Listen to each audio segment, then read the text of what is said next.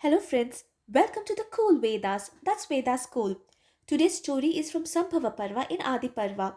In the last video we had said how Shantanu had to return back to Hastinapura heartbroken as he could not give or grant the chief of fishermen the promise that he wanted, that is to declare the sons of Satyavati as the future heir or successor to his throne. Now let's see what happens further. Will Shantanu really have to forget Satyavati forever? Let's read along and find out. So Shantanu returned back to Hastinapura, heartbroken, as he could not have granted the fisherman the promise he wanted. He could not forget Devavrata. Devavrata was his son. How could he not give his throne to Devavrata? How could he give his throne to Satyavati's son? He could not surpass his favorite son.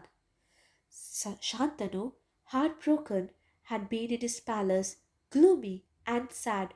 He spent his time in sorrow. One day, Devavrata, seeing his father so gloomy and sad all time, decided to have a talk with his father. And Devavrata approached Shantanu and said, Father, our kingdom is prosperous. We are blessed with all the prosperity.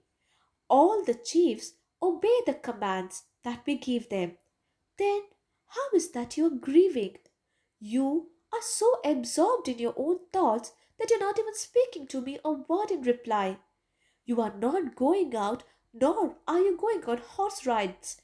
You look so pale and sick. What is it, my father?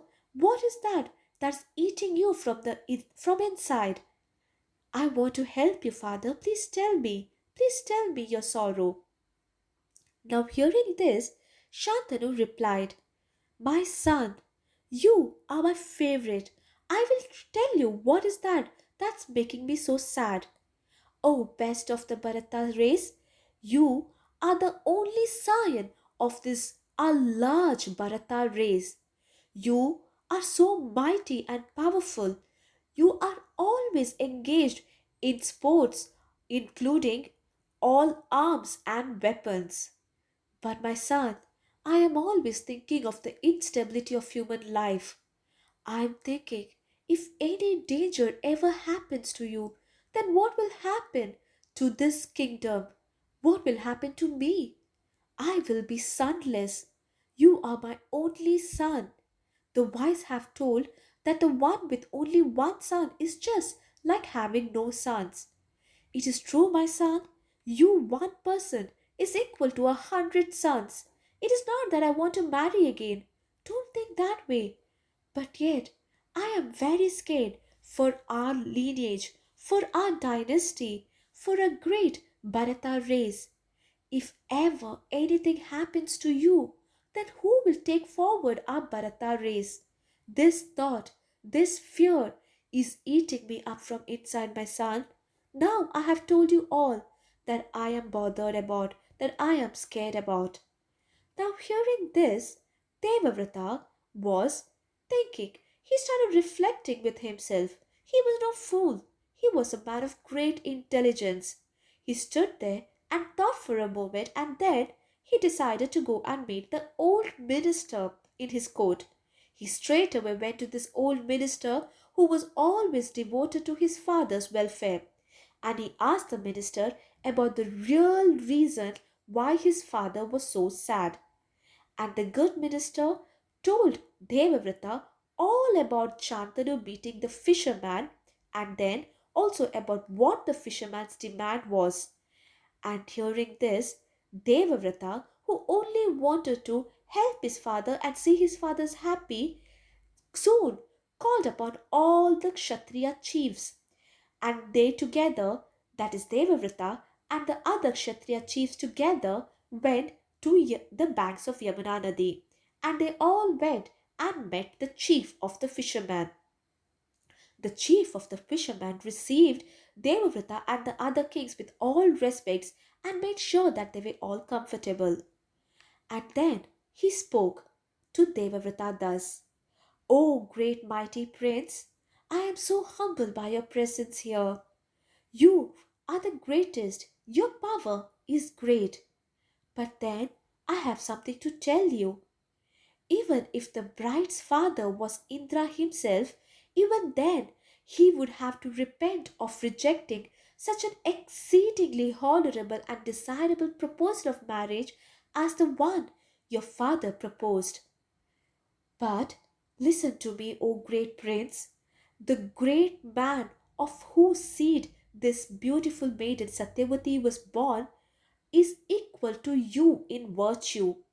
He has told me on many occasions of your father's great virtue, and also told me that your father, King Shantanu, alone is worthy of marrying Satyavati. And let me tell you, O prince, I have even rejected the proposal of the great Brahma Rishi Asita, who had asked for Satyavati's hand in marriage. But then there is one reason why I am objecting to this marriage, and that is Satyavati will have a rival in her husband's co-wife's son. And now in this case it is you. You are my daughter's husband's co-wife's son. What chance, what security will my daughter and her children have when they have a rival in you? You are the mightiest, O great prince. This is the one reason why I am objecting to this marriage proposal. Now, hearing this, Devavrata, who only wanted to do good to his father and see his father happy, without even a single thought, he said, "O good fisherman, listen to what I have to say. A man has not been or will never be born who will have the courage to take such a vow as the one that I am going to take. I will let your demand come true. The son that may be born to this maiden, Satyavati, shall be our king. Here I renounce my right to the throne." Now, hearing this, the fisherman was very happy. Now, wait a second. I have a thought here. Every time in the whole story, it has been told the fisherman or the chief of the fisherman. Now, why did Veda Vyasa did not mention the name of this chief of fisherman? In a way, when you think, this chief of fisherman is Veda Vyasa's grandfather, because Satyavati already has given birth to Veda Vyasa from Parashara. So Parashara and Satyavati's son was Veda Vyasa. So this fisherman, the father, the foster father of Satyavati, is actually Veda Vyasa's grandfather. But yet, Veda Vyasa has not mentioned his name anywhere. And this chief of fisherman is such an important character in Mahabharata that he is the sole reason to actually change the whole course of Mahabharata. Even then, his name has not been mentioned anywhere. Now, why is that? Did Vedavyasa not want this chief of fisherman's name actually go down in history? You never know.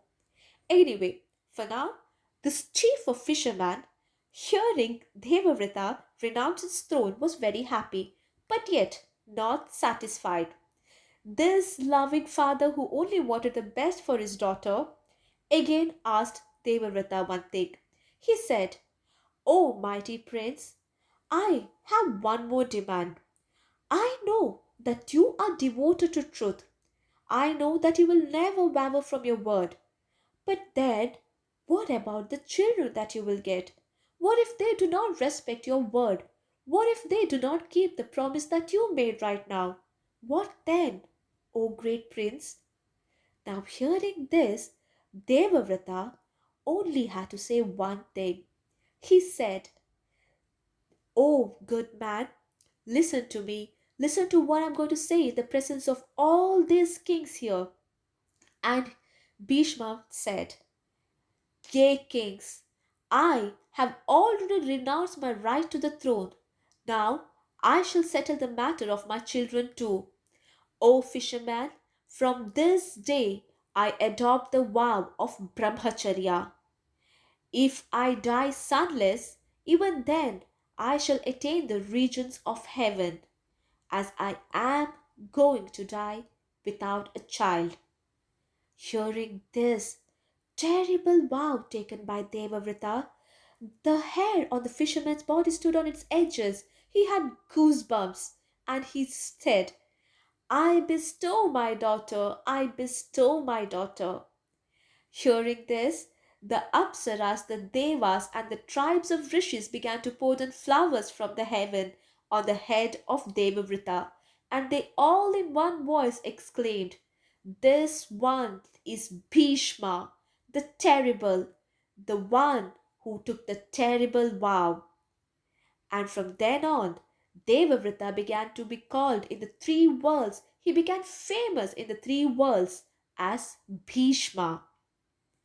Bhishma then humbly turned to his mother, to his stepmother, Satyavati, and with all respect he said, O mother, please ascend this chariot and let us go to our home, and helped her into the chariot.